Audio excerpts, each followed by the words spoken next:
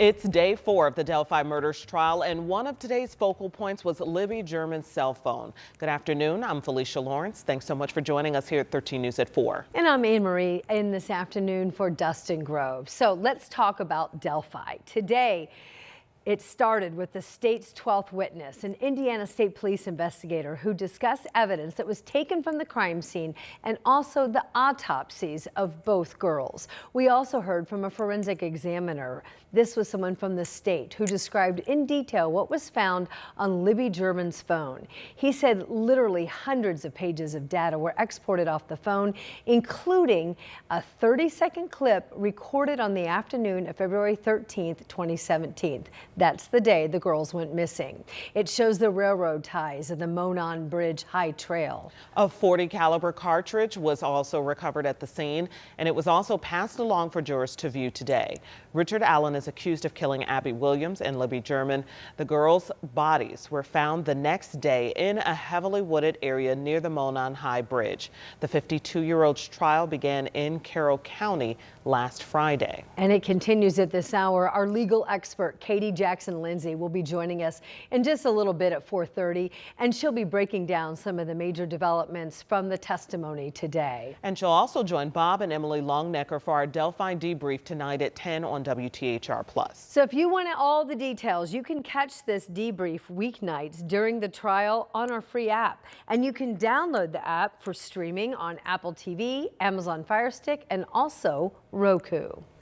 Other news now, the driver accused of hitting a 14-year-old with his car now is behind bars nearly 2 weeks after what ended up being a deadly crash. And it happened on the far east side near Cumberland Road and 10th Street. Our Marion County reporter Lauren Kostick was the only reporter in the courtroom and shares reaction from this young teen's family.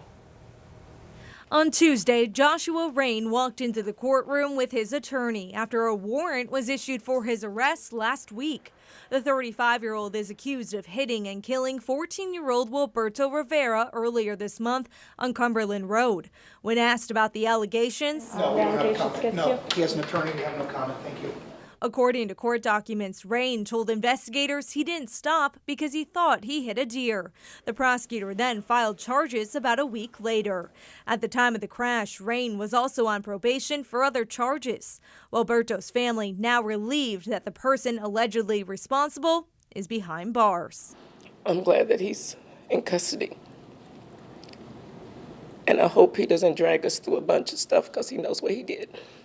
You left an amazing little boy on the side of the road like trash. Again, Joshua Rain is in the Marion County Jail and is currently not allowed to post bond, something his attorney hopes to change. In Indianapolis, Lauren Kostick, 13 News. Thank you, Lauren. Kokomo's designated outdoor refreshment area will start on Friday. That's where people will be able to buy alcoholic beverages from approved businesses and then enjoy them within the boundaries of that space. City officials said the program will enhance downtown's vibrancy. It'll support local businesses and promote a social, pedestrian-friendly environment. This space will operate year-round from 11 in the morning until 1 a.m. Go to WTHR.com for a list of businesses now approved to participate in that program in Kokomo. Starting today, around 70,000 students will be downtown for the National FFA Convention. Our Anna Chalker shows us how the city now is getting ready. It's pretty empty now, but starting tomorrow, a sea of blue jackets will flood the convention center hallways for the National FFA Convention. And organization leaders tell us this week continues to grow every single year. It's a convention not just about agriculture. Over 70,000 FFA students from around the country will take part in competition, leadership training, and days of service. This week, there will also be a focus on technology. One of the national officers tells us this convention continues to bring new ideas every year. Getting to see that this is what our organization has come to and getting to know that it will continue to grow for years to come is one of the most spectacular feelings of being in this organization. The convention runs through Saturday, and for a full schedule of this week's events, you can head to our website, WTHR.com. In Indianapolis, Anna Chalker, 13 News. Thank you, Anna. Boy, oh boy, the Hello. colors. It Hello. depends where you are. This is a live look to the south in Brown County right now. Yep, we like to call it our leaf cam. And of course, we are tracking these changing trees, these changing leaves, the changing temperatures. We are kind of swinging around right now. Yeah, A lot going beautiful on. day today. It has been, yeah. And the color, it's interesting. Some spots I've noticed a little bit dull.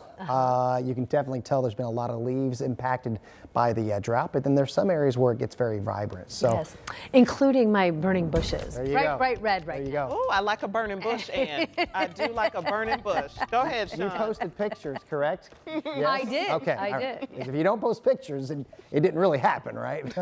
There you go. Okay, let's show you what's going on. We do have some sunshine. We've got some mid-level clouds. It's been very dry, not only the last several days, most of the month. We've had very little rainfall. Unfortunately, it's taking a toll on the soils here. We've had numerous reports of brush fires here today.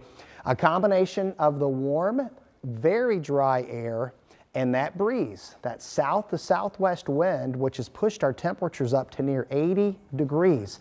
Normally on radar, we're looking for precipitation. In this particular case, and this has been here for the balance of the day, that stream, that's a smoke plume that we're picking up from a brush fire, and it looks like it's near Greenwood Lake here, just east of Crane, at least going over the lake there. So we could use some rain. We've got some returns on radar, but I will tell you, they're going to bump into some very dry air over central Indiana, and I believe all that's going to be left behind of this little axis of energy is going to be some mid and high level clouds. Temperatures near 80, dew points in the upper 30s to near 40. That means the humidity is between 20 and 30% here. So that means we're not going to get much. If we see a sprinkle or perhaps far western Indiana could squeeze out a shower before this pushes through.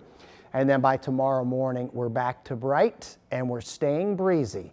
This is front number 1 of 2 that will bring in these little pockets of chillier air. We'll let you know how cold we'll get behind it.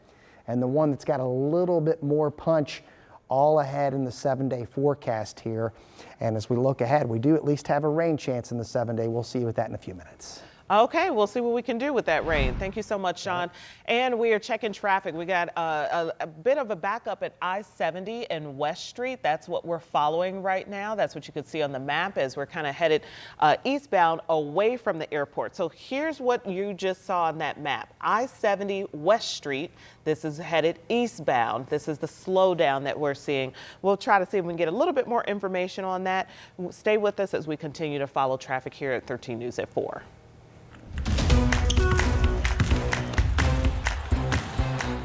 To basketball now, and the Pacers gearing up for their first regular season game. It's tomorrow night. They're going to tip off at 7 o'clock on the road in Detroit against the Pistons. Now, the Pacers are coming off a really great season where they reached the Eastern Conference Finals.